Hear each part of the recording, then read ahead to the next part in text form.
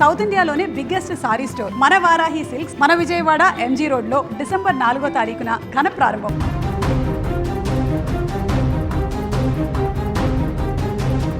ప్రపంచ రాజకీయాల్లో రష్యా అధినేత వ్లాదిమిర్ పుతిన్ భారత పర్యటన అత్యంత ఆసక్తికర అంశంగా మారింది.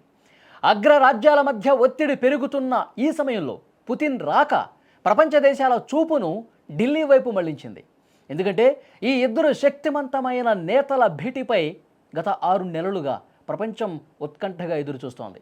భారత్ రష్యా స్నేహ బంధాన్ని ఏమాత్రం జీర్ణించుకోలేని అమెరికా అధ్యక్షుడు డొనాల్డ్ ట్రంప్ ఎలా స్పందిస్తారనేదే మరింత ఆసక్తికరంగా మారనుంది. రష్యా యుక్రెయిన్ సంక్షోభం కారణంగా రష్యాపై గుర్రుగా ఉన్న ట్రంప్ ఆ దేశం నుంచి చమురు కొనుగోళ్ల విషయంలో భారత్పై ఏకంగా సుంకాల యుద్ధమే ప్రకటించారు. 2 దఫాలుగా 50% అన్యాయంగా పన్నులు విధించారు. కానీ ఏకపక్ష నిర్ణయాలకు తాము తలొగ్గబోమని, జాతి ప్రయోజనాలే ముఖ్యమని భారత్ కుండబద్దలు కొట్టింది.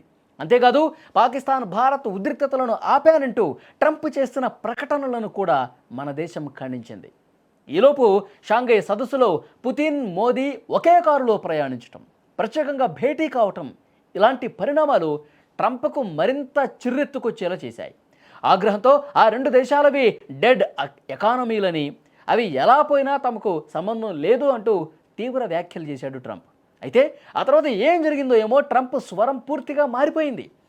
భారత్ రష్యా నుంచి చమురు దిగుమతిని తగ్గించబోతోందని, ప్రధాని మోదీ మాటపై తనకు నమ్మకం ఉందని, భారత్తో అమెరికా అనుబంధం కొనసాగుతుందని స్వరం మార్చారు.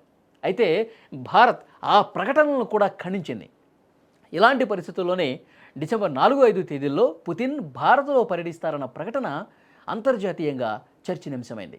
పుతిన్ ఢిల్లీలో జరగబోయే 23వ రష్యా భారత్ ద్వైపాక్షిక సదస్సులో పాల్గొననున్నారు. వాస్తవానికి రష్యా చమురును భారత్కు దూరం చేయాలని ట్రంప్ చేయని ప్రయత్నం అంటూ లేదు. కానీ ఆ పాచికలు ఏవీ పారలేదు సరికదా. ట్రంప్ నుంచి ఆంక్షల ప్రకటన రాగానే మన విదేశాంగ మంత్రి జయశంకర్, జాతీయ భద్రతా సలహాదారు అజిత్ దోబాల్ మాస్కో వెళ్ళి పుతిన్తో భేటీ అయ్యారు. ఆ తర్వాత పుతిన్ సన్నిహితుడైన నికోలాయ్ పెత్రుషేవ్తో ప్రధాని మోదీ భేటీ అయ్యారు. పుతిన్ భారత్కి ఎందుకు వస్తున్నారనే దానిపై ఇప్పుడు అనేక ప్రశ్నలు, చర్చ జరుగుతోంది.